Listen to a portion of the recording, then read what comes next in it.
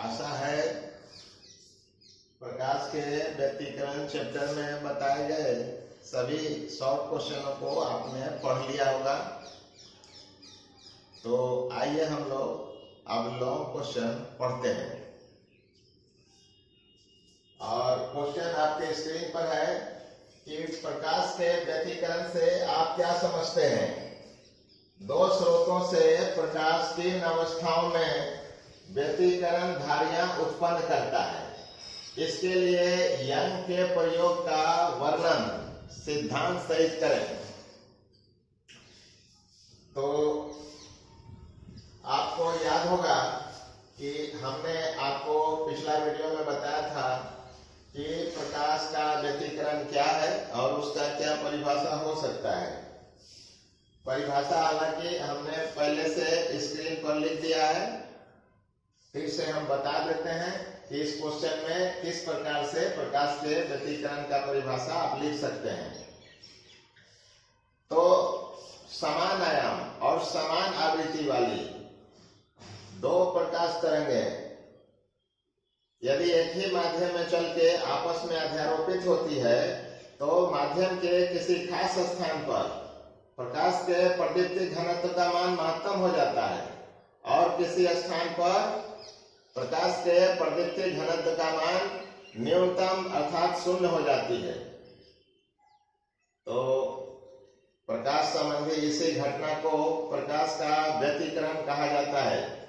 इस घटना में बच्चों ऐसा होता है कि माध्यम के जिस स्थान पर प्रकाश के प्रदीप्ति घनत्व का मान महत्तम हो जाता है उस स्थान पर के व्यतिकरण को समकोषी या रचनात्मक व्यतिकरण कहा जाता है।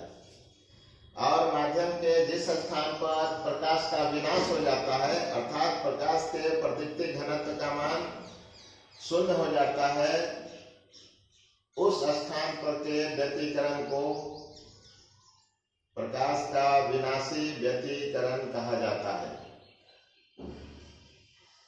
इस चीज को अच्छी तरह से पिछले वीडियो में आपको बता दिया गया था। अब देखिए ये समकोषी और विनाशी व्यतिकरण जो होती है इसके कारण फ्रिंजें उत्पन्न होती है, व्यतिकरण की धारियां उत्पन्न होती है। इसको भी पिछले वीडियो में शॉर्ट क्वेश्चन के रूप में बता दिया गया है, उसको आप देख सकते हैं। तो इतनी सी बात लिखने के बाद ही हम लोग यंग के व्यतिकरण के प्रयोग का वर्णन सिद्धांत सहित कर पाएंगे। तो देखें इसमें क्या लिखा हुआ है, कितना लिखना है।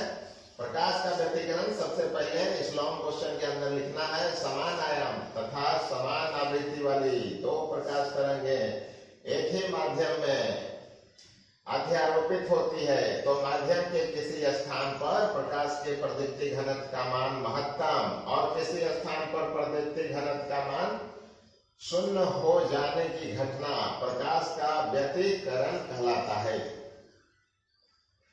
अब देखिए आगे लिखना है कि माध्यम के जिस स्थान पर प्रकाश के प्रदीप्ति घनत्व का मान महत्तम होता है उस स्थान पर के व्यतिकरण को समकोषी या रचनात्मक व्यतिकरण कहा जाता है। और माध्यम के जिस स्थान पर प्रदीप्ति घनत्व का मान शून्य हो जाता है वहां के व्यतिकरण को विनाशी व्यतिकरण कहा जाता है। अब इन घटनाओं से अभी आपको बताया गया कि ये जो समकोषी विनाशी व्यतिकरण होता है इन घटनाओं से क्रमशः चमकीली तथा काली धारियां उत्पन्न होती है और ये धारियां उत्पन्न होने के लिए दोनों स्रोत किन अवस्थाओं में होना चाहिए ये भी प्रश्न में पूछ रहा है कि दो स्रोतों से प्रकाश किन अवस्थाओं में व्यतिकरण धारियां उत्पन्न करता है। तो बच्चों जो दो प्रकाश स्रोत है जिससे प्रकाश की तरंगें चलकर आपस में अध्यारोपित हो रही है, मिल रही है, वो दोनों प्रकाश स्रोत कला संबद्ध स्रोत होनी चाहिए। और कला संबद्ध स्रोत होने का मतलब है कि ये दोनों स्रोत एक ही मूल स्रोत से उत्पन्न होनी चाहिए और मूल स्रोत एक वर्णी प्रकाश स्रोत होनी चाहिए, अर्थात मूल स्रोत से एक ही रंग वाली प्रकाश उत्सर्जित होनी चाहिए। और इसके अलावा जो मूल स्रोत किसी स्लिट को चमकाकर दो और स्रोत को जन्म देता है, जिसे कला संबद्ध स्रोत कही जाती है, उसका स्लिट भी काफी संकीर्ण पतला होना चाहिए। तो ये सारे शर्तें हैं जो पिछले वीडियो में भी बताया गया था। तो इसी को शॉर्ट में यहाँ पर लिख देना है कि व्यतिकरण धारियां उत्पन्न होने के लिए तरंगें उत्पन्न करने वाला दोनों स्रोत कला संबद्ध होनी चाहिए, अर्थात एक वर्णी प्रकाश स्रोत उत्पन्न होनी चाहिए। तरंगों का जो उत्सर्जित तरंगों का दोनों स्रोतों से उत्सर्जित तरंगों का जो आयाम है, आवृत्ति है, तरंगदैर्घ्य है, ये सब समान होनी चाहिए और ये दोनों स्रोत एक ही मूल स्रोत से उत्पन्न होनी चाहिए। तो इतना बात पहले लिख देना है बच्चों, और उसके बाद ही यंग के प्रयोग का वर्णन सिद्धांत के सहित करना है। तो इसके लिए काफी जगह की जरूरत है। तो ये जो लिखा हुआ है परिभाषा, अब इसको हम मिटा देते हैं। इसके बाद अब सिद्धांत और कैलकुलेशन को आरंभ करते हैं। तो इसको आप नोट कर लीजिएगा। तो आशा है बच्चों आपने इसका स्क्रीनशॉट ले लिया होगा। अब आगे हम बढ़ते हैं, इसको मिटाते हैं।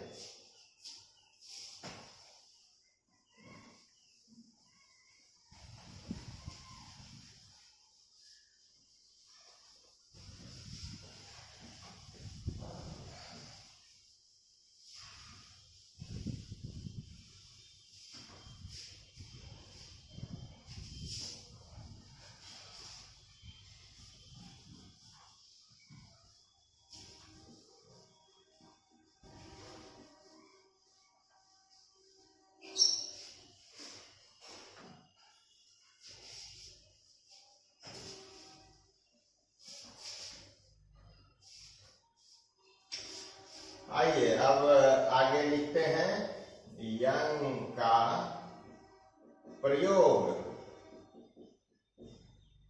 तथा व्यतिकरण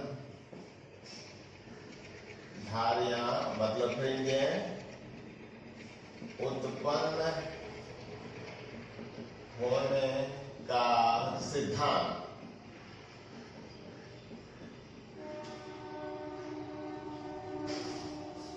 तो सबसे पहले इधर चित्र में हम लोग देखते हैं कि एस एक वर्णी प्रकाश स्रोत है जो मूल प्रकाश स्रोत है। ये मूल स्रोत है।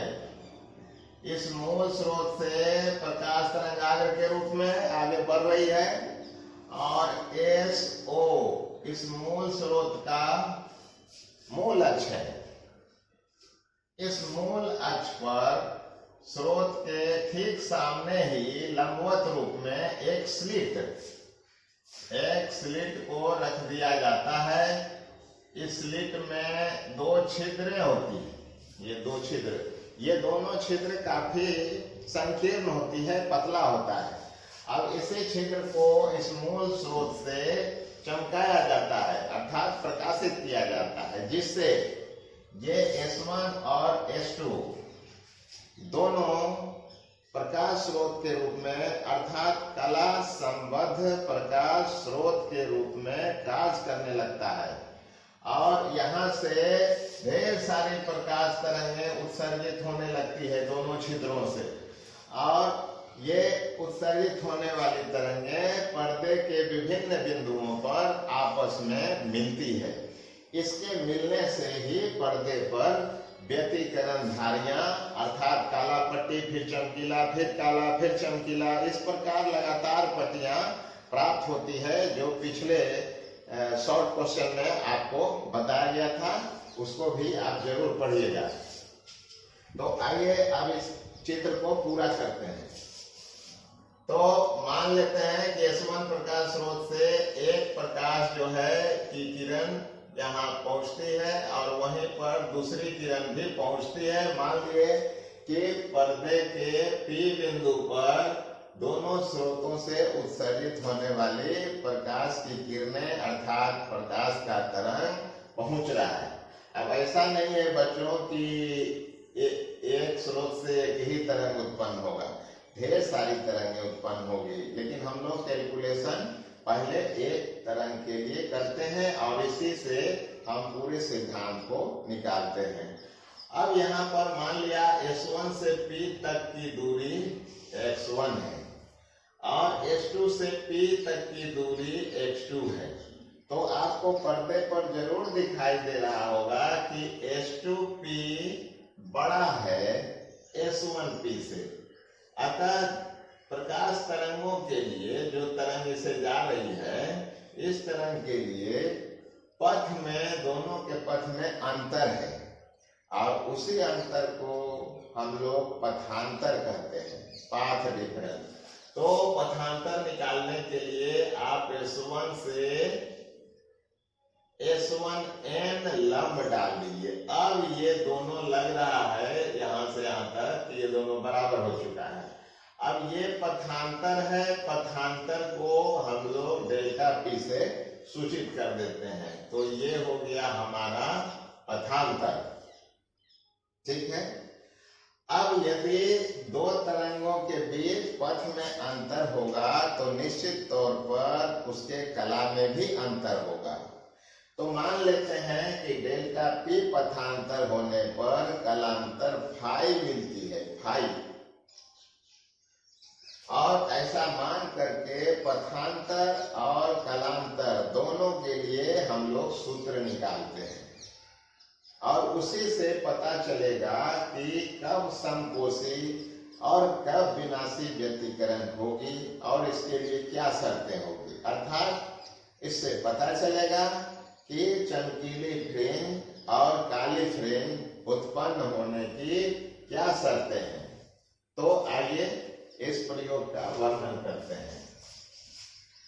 तो लिखते हैं कि माना यंग के व्यतिकरण प्रयोग में S एक वर्णी मूल प्रकाश स्रोत है जिससे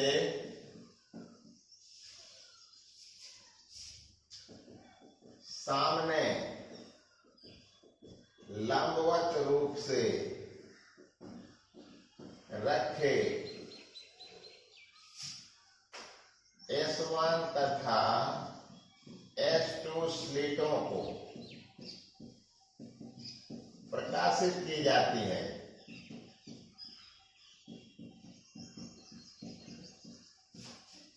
जिससे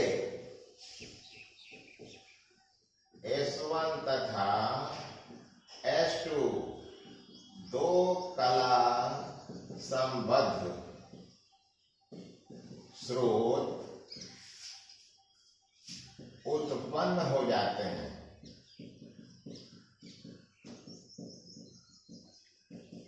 जिससे सामने रखे पर्दे पर प्रकाश की तरंगें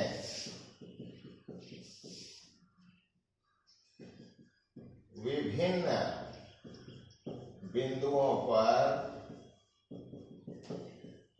अध्यारोपित होती है। विभिन्न बिंदुओं पर अध्यारोपित होती है। चित्र में माना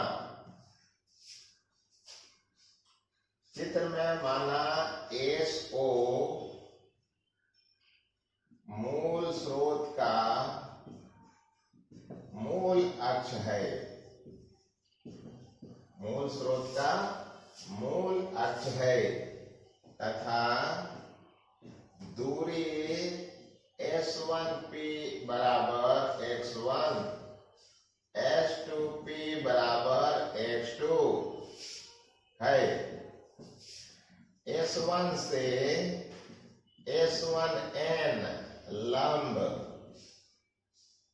S2p पर डाला। तो आप देख रहे हैं बच्चों कि S1 से S1n लंब S2p रेखा पर डाला। अतः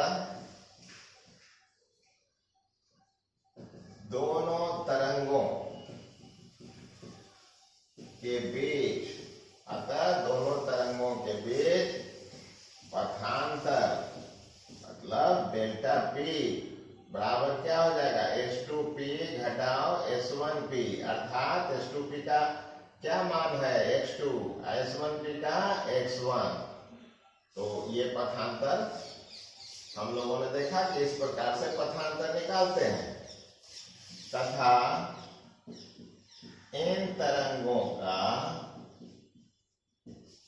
संगत कालांतर पाई है। क्या मतलब, यदि दोनों तरंगों के P बिंदु तक पहुंचते पहुंचते यदि पथांतर हो जाता है डेल्टा P, तो उसके संगत दोनों तरंगों में कला में अंतर फाई हो जाती है। और यही डेल्टा P और फाई का मान हम लोगों को निकालना है। अब इसमें माना तरंगों का आयाम A है, दोनों तरंगों का सेम आयाम। तरंगदैर्घ्य दोनों का सेम लैम्डा तथा कोणीय आवृत्ति ओमेगा है। तो बच्चों दोनों का ये जो ओमेगा है इसको कोणीय वेग या कोणीय आवृत्ति भी कहते हैं। तो हम लोगों ने कोणीय आवृत्ति ओमेगा लिख दिया है। तो इतना वर्णन करने के बाद अब हम लोग दोनों तरंगों का समीकरण लिखने वाले हैं। तो दोनों तरंगों का समीकरण लिखने के लिए हमने आपको शॉर्ट क्वेश्चन में बताया था कि किस प्रकार से तरंगों का समीकरण हम लोग लिख सकते हैं। तो आइए पहला और दूसरा दोनों तरंगों का हम लोग समीकरण यहाँ पर लिखते हैं। तरंगों का समीकरण का मतलब होता है कि तरंग के विस्थापन का समीकरण लिखना। तो आइए देखते हैं। तो माना पहले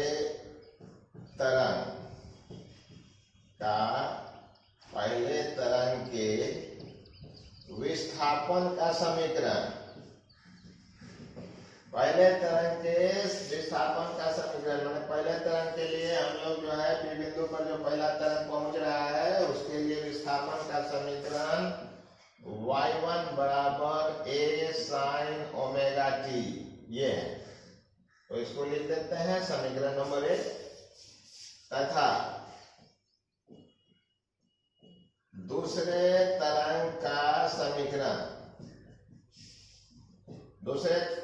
समीकरण y2 बराबर a sin omega t plus five. बच्चों यहाँ पर प्लस 5 भी ले सकते हैं, माइनस 5 भी ले सकते हैं। इसका ये मतलब है कि दूसरा तरंग जो है कला में पहला तरंग से 5 कोण से आगे है, तो आप पीछे भी ले सकते हैं, इसमें कोई दिक्कत वाली बात नहीं है। तो हम लोगों ने यहाँ पर दोनों तरंगों में कला में अंतर 5 लिया है। तो इसे कलांतर को दिखाने के लिए ही ओमेगा टी में यहाँ पर 5 जोड़ दिया है। अब ये दोनों तरंगें जब P बिंदु पर आपस में मिलेगी तो परिणामी तरंग उत्पन्न होगा, वो अलग विस्थापन परिणामी विस्थापन देगा। अतः पर्दे के P बिंदु पर तरंगों के अध्यारोपण के कारण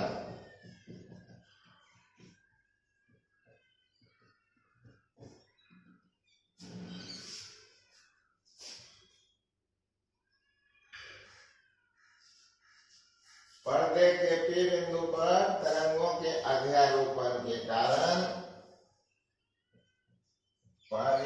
परिणामी विस्थापन। अब परिणामी विस्थापन अध्यारोपण के सिद्धांत से हम लोग कैसे लिखते हैं, y बराबर y1 प्लस y2।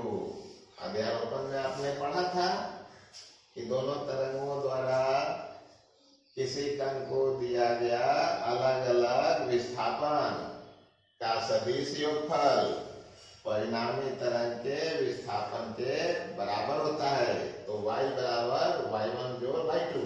तो हम लोग को क्या करना होगा, ये दोनों समीकरणों को यहाँ पर लिखना होगा, जोड़ना होगा।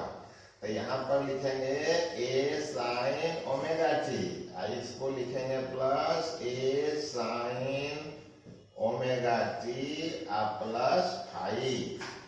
देखिए ऐसा जोड़ लेंगे। अब ऐसा जोड़ने के बाद दोनों में a कॉमन है, a कॉमन ले लिया।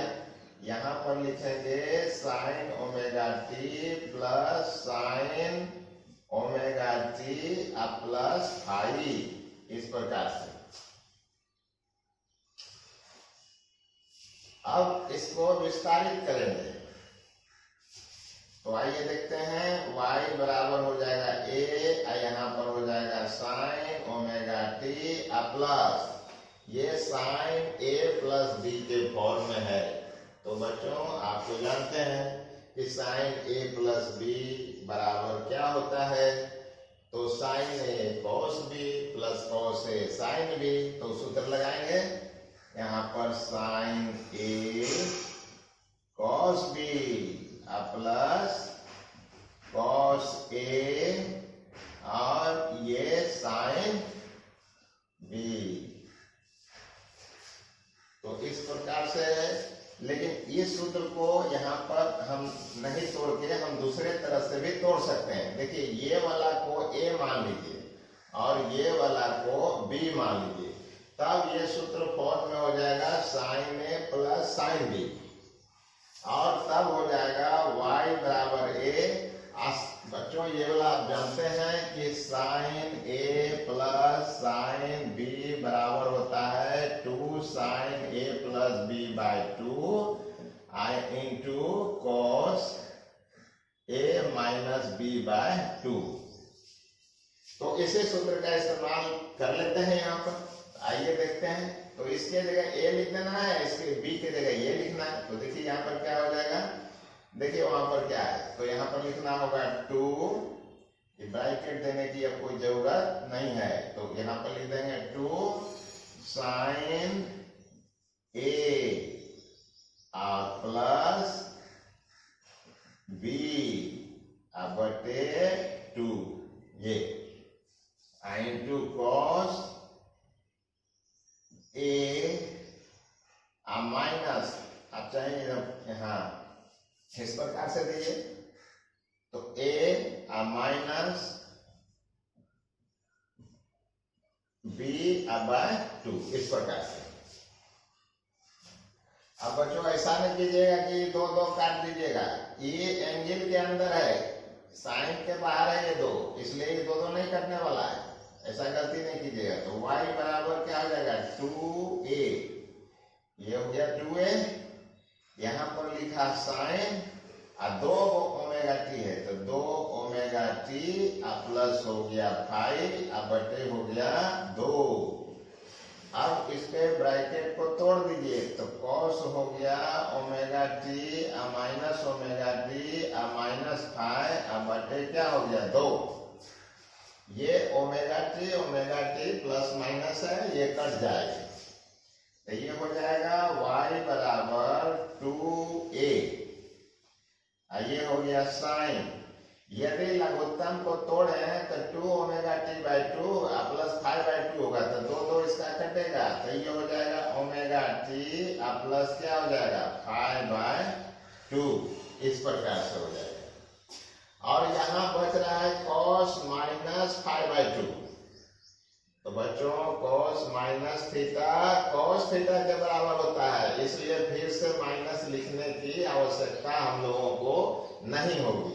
तो यहाँ पर हम लोग सीधे लिखेंगे cos 5 बाय 2, इस प्रकार से।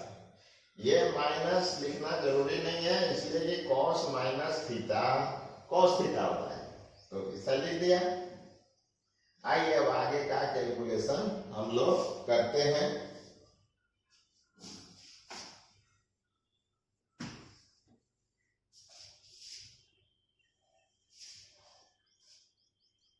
तो ऐसा नोट करते चलिएगा। अब वहां तक कैलकुलेशन कर लिया है, अब यहां पर देखिए लिखते हैं, इसलिए y बराबर, अब यहां पर इस समीकरण को सीधा करते हैं, 2a cos phi by 2 into sine omega t plus हो गया phi by 2। इस प्रकार से ये समीकरण हो गया है। तो बच्चों ये दो तरंग जब आपस में मिल रहे हैं तो परिणामी तरंग उत्पन्न कर रहा है, और आप जानते हैं कि तरंग का समीकरण y बराबर a sin ओमेगा t के रूप का होता है। तो इसको y बराबर a sin ओमेगा t के रूप में लाने के लिए इसको हम लोग परिणामी तरंग का आयाम मान लेते हैं। तो इसलिए ये हो जाएगा y बराबर a, ये वाला हो जाएगा साइन ओमेगा t प्लस क्या हो जाएगा पाई बाय 2 हो जाएगा। तो ये परिणामी तरंग का अभिष्ट समीकरण निकल चुका है। ये परिणामी तरंग का समीकरण है, जहां ए किसके लिए लिखा है, तो 2a cos phi by 2, ये जो है परिणामी तरंग का आयाम है, ये परिणामी तरंग का आयाम है। तो आयाम हम लोगों ने निकाल लिया है परिणामी तरंग का।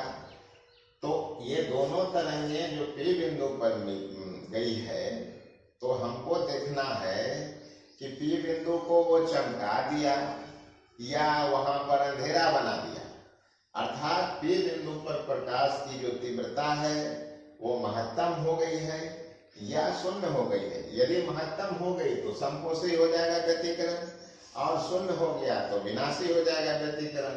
तो हम लोग तीव्रता निकालेंगे। और बच्चों आपने पहले भी पढ़ा है, प्रकाश की तीव्रता जो होगी या ध्वनि की भी तीव्रता होगी, कोई भी तरंग की तीव्रता उसके आयाम के वर्ग के बराबर होता है। अतः परिणामी तरंग या परिणामी प्रकाश तरंग की तीव्रता I बराबर क्या हो जाएगा, a स्क्वायर। तो देखिए यहाँ पर, इसलिए तीव्रता अर्थात इंटेंसिटी, इसका a का स्क्वायर करना मतलब इसको पूरे का स्क्वायर करेंगे, तो क्या हो जाएगा 2 दूनी 4 a square cos square phi by 2, इस प्रकार से। अब आइए इस सूत्र को थोड़ा तोड़ते हैं। तो 4 को लिखते हैं 2a स्क्वायर, इसमें से 2 और बचा हुआ है तो लिखेंगे 2 cos स्क्वायर phi by 2। और आप जानते हैं, देखिए इसको हम यहाँ पर सोल्व करते हैं तो ये 2a स्क्वायर हो गया, और 2 cos square phi by 2 1 plus cos phi होगा। यहाँ पर 2 cos स्क्वायर phi by 2 बराबर 1 प्लस cos phi।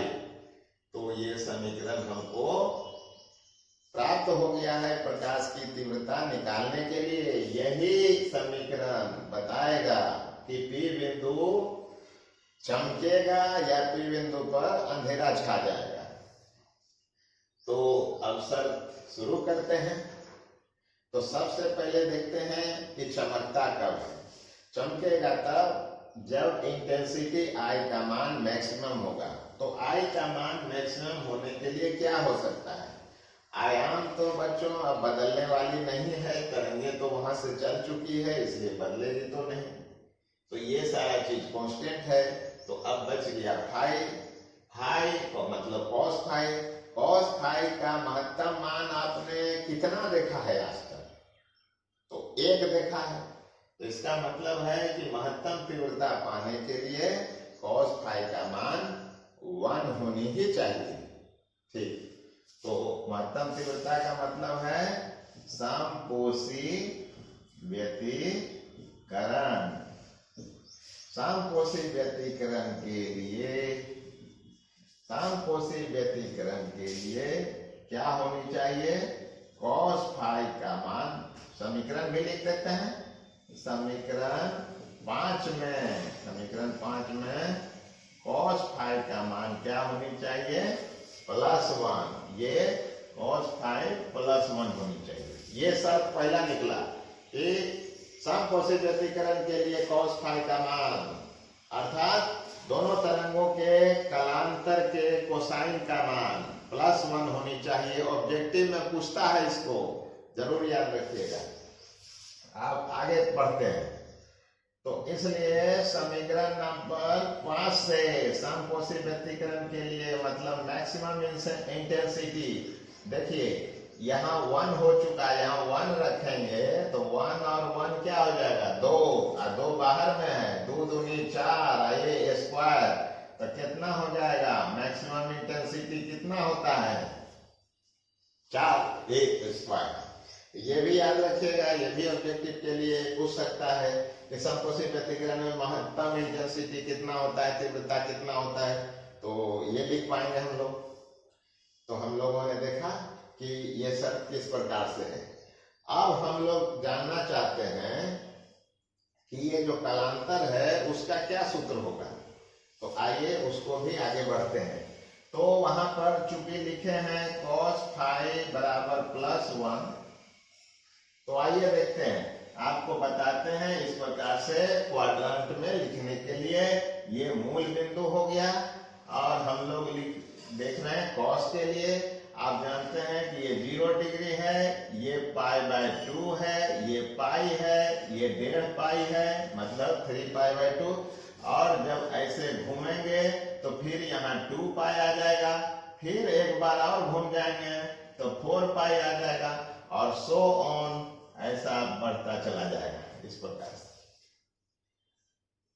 तो आप जानते हैं कि cos 0 का मान कितना होता है? +1।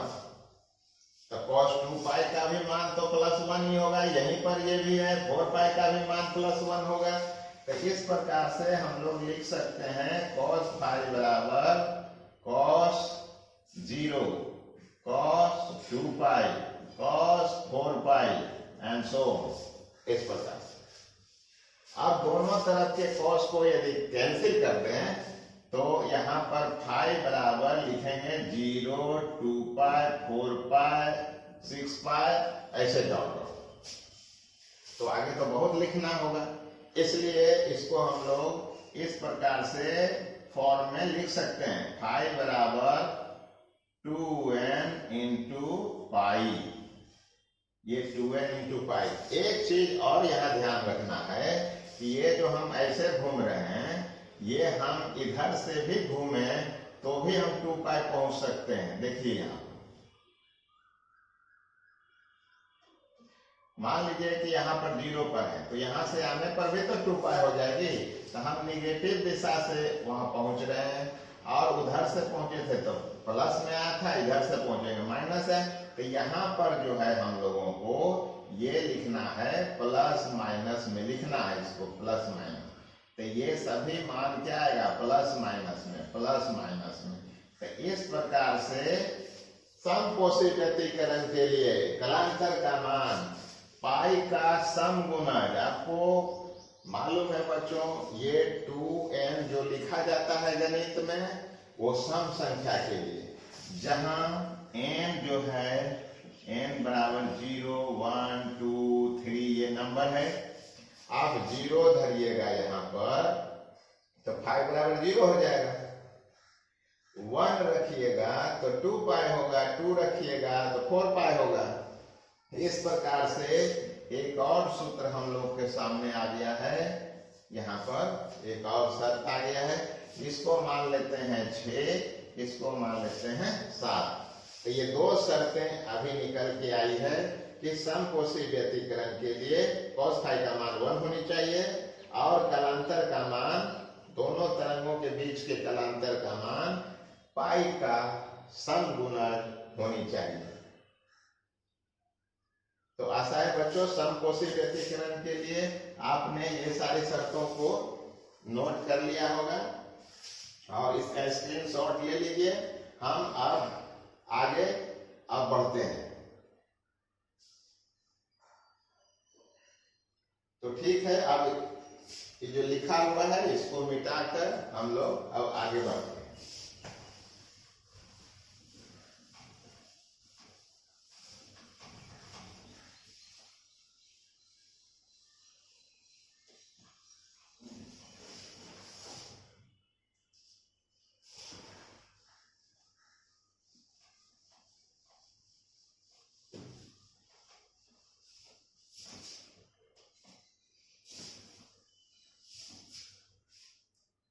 चले हम लोग आगे बढ़े।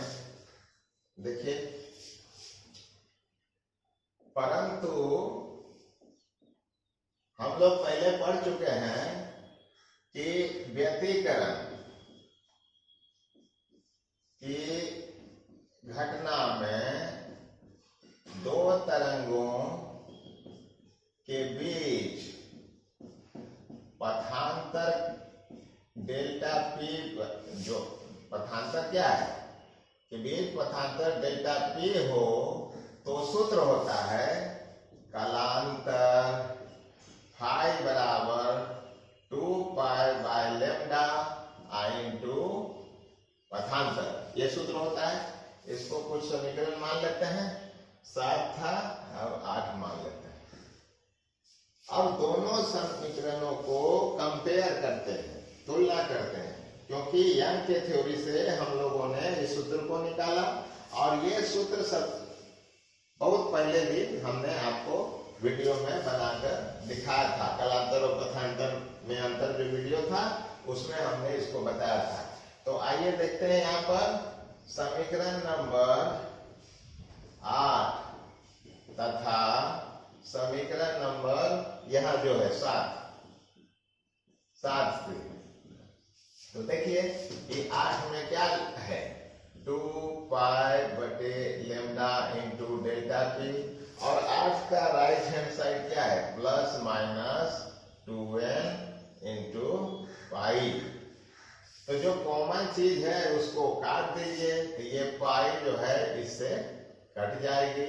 हमको क्या निकालना है पथांतर, इसलिए पथांतर जो है समकोषी व्यतिकरण के लिए पथांतर डेल्टा पी बराबर हो जाएगा प्लस माइनस 2n तो है ही, और 2 बाय लेम्डा उधर जाके लेम्डा बाय 2 हो जाएगी। तो देखिए ये शर्त हम लोगों ने निकाल लिया है कि समकोषी व्यतिकरण के लिए दो तरंगों के बीच का यदि पथांतर लेम्डा बाय 2 का यदि समगुणज हुआ तभी जाके समकोषी व्यतिकरण होगा और पी बिंदु पर चमकीला फ्रेम प्राप्त हो जाएगा।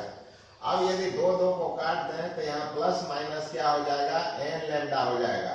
तो बच्चों ऑब्जेक्टिव में जो है एन लेम्डा दे करके भी कभी कभी पूछता है। एन लेम्डा लिखने का मतलब होता है कि दो तरंगों के बीच का पथांतर लेम्डा का पूर्ण गुणज, ये पूर्ण संख्या है एन, तो लेम्डा का यदि पूर्ण गुणज हो या लेम्डा बाय 2 का समगुणज हो तो समकोषी व्यतिकरण संभव है। तो हम लोगों ने देखा कि समकोषी व्यतिकरण के लिए यहाँ पर 3 शर्तें निकल के आई। पहला, दोनों तरंगों के बीच का कालांतर का कोसाइन का मान 1 होगा, मतलब cos फाई का मान +1 होनी चाहिए। दूसरा निकला कि दोनों तरंगों के बीच का जो कालांतर है वो पाई का समगुणज होना चाहिए। और तीसरा निकला कि दोनों तरंगों के बीच का पथांतर जो है वो लेम्डा बाय 2 का समगुणज या लेम्डा का पूर्ण गुणज होना चाहिए। तो हम लोगों ने ब्राइट फ्रिंज के लिए शर्त को निकाल लिया है। ठीक इसी प्रकार से हम लोग विनाशी व्यतिकरण के द्वारा हम लोग काले फ्रिंज की उत्पत्ति का कारण और उसकी शर्तों को निकाल पाएंगे। तो आगे चलिए हम लोग निकालते हैं इसको। अब यहाँ पर लिखते हैं कि विनाशी व्यतिकरण अर्थात न्यूनतम तीव्रता के लिए। देखिए विनाशी व्यतिकरण तभी होगा जब न्यूनतम तीव्रता हो जाएगा P बिंदु पर। तो न्यूनतम तीव्रता का मतलब क्या है कि शून्य हो जाएगी तीव्रता। अब शून्य होने के लिए अब ये देखिए समीकरण नंबर जो 5 है इसमें क्या किया जाए कि शून्य हो जाए। तो यहाँ पर यदि -1 लगा दें cos फाई का मान तो 1 - 1 क्या हो जाएगा, शून्य हो जाएगी, अर्थात इंटेंसिटी मिनिमम हो जाएगी।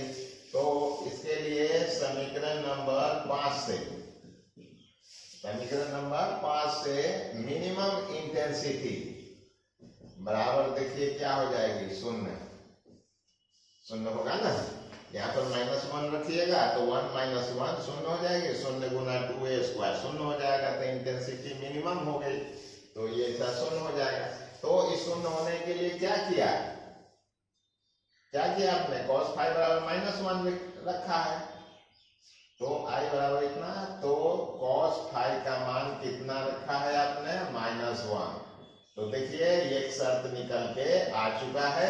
क्या शर्त आया, विनाशी व्यतिकरण अर्थात काले फ्रेंच के लिए दोनों तरंगों के बीच का जो कलांतर है उस कलांतर का कोसाइन का मान माने cos फाई का मान -1 होना चाहिए।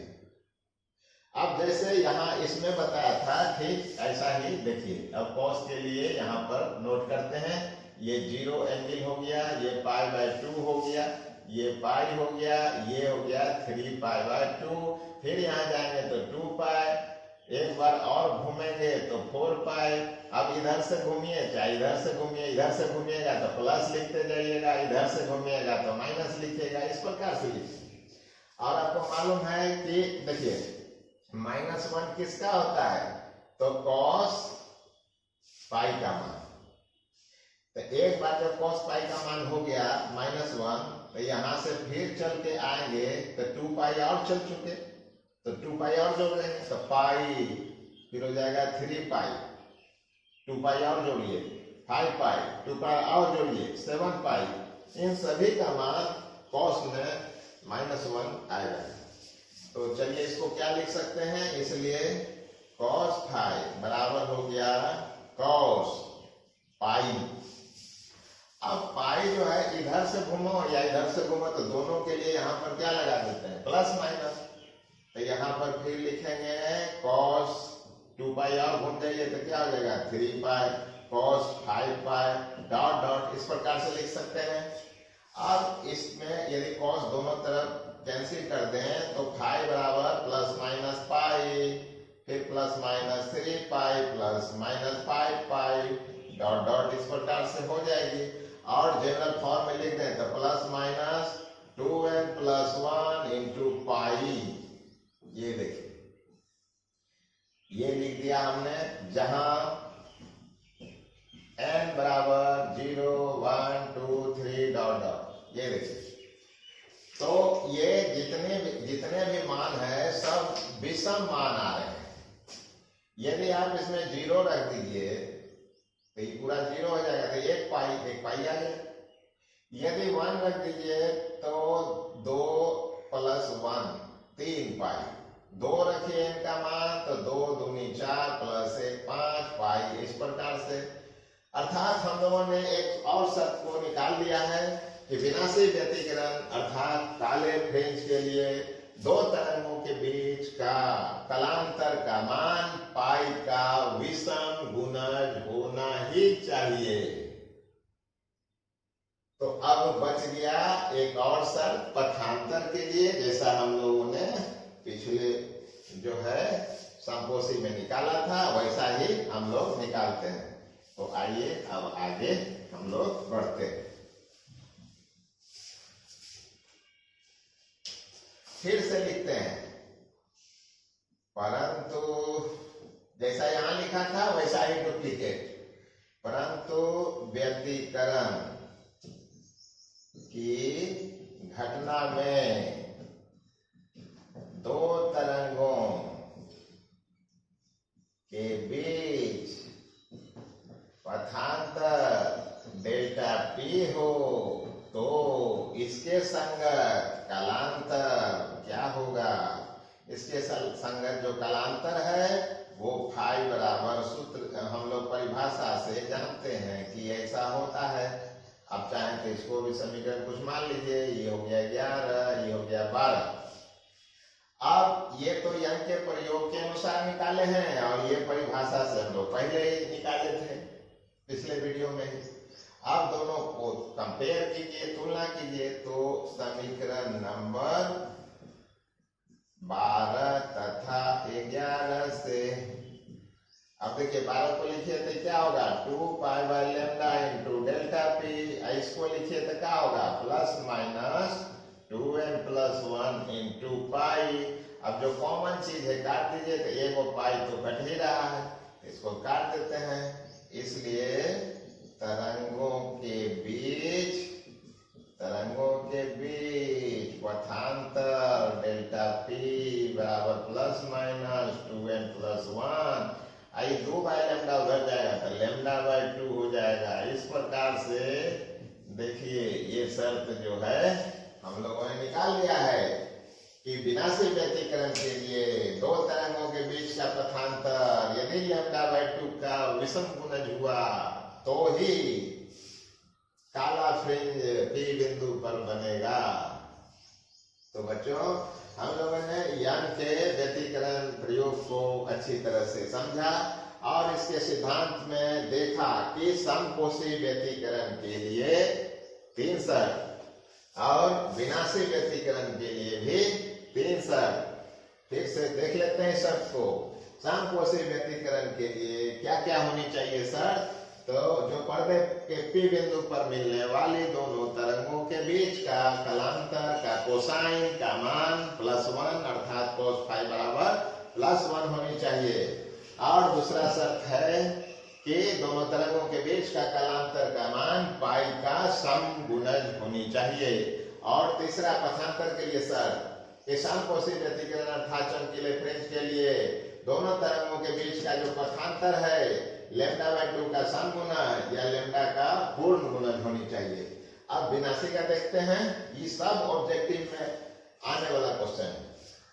आप जो है विनाशी के लिए काले फ्रिंज के लिए देखते हैं तो दोनों तरंगों के बीच के कलांतर का कोसाइन का मान -1 अर्थात दोनों तरंगों के लिए cos फाई का मान -1 होना चाहिए, एक शर्त। दूसरा है दोनों तरंगों के बीच का कलांतर का मान पाई का विषम गुणज होना चाहिए। और तीसरा है दोनों तरंगों के बीच का जो पथांतर है वो लैम्डा बाय 2 का विषम गुणज होना चाहिए। ये सभी शर्त याद रहेंगे तब आप ऑब्जेक्टिव में बहुत सारे क्वेश्चनों को हल कर पाइएगा। ये बहुत महत्वपूर्ण क्वेश्चन है बच्चों। तो आशा है कि आप इसको पूरी तरह से समझ लिए होंगे। इसको बार बार आप जरूर देखिएगा और समझने का कोशिश कीजिएगा। इसी लॉन्ग क्वेश्चन के लिए हमने कई शॉर्ट क्वेश्चनों को वीडियो बनाकर आपके पास भेजा था। और यदि कोई दिक्कत हो तो पहले शॉर्ट क्वेश्चन को जो वीडियो में भेजा गया है उसको पहले पढ़ लीजिए और उसके बाद ही इसको पढ़ना शुरू कीजिए। तो आशा है बच्चों आपने इसको समझ लिया है। अब अगले वीडियो में पुनः आपसे मिलते हैं। धन्यवाद।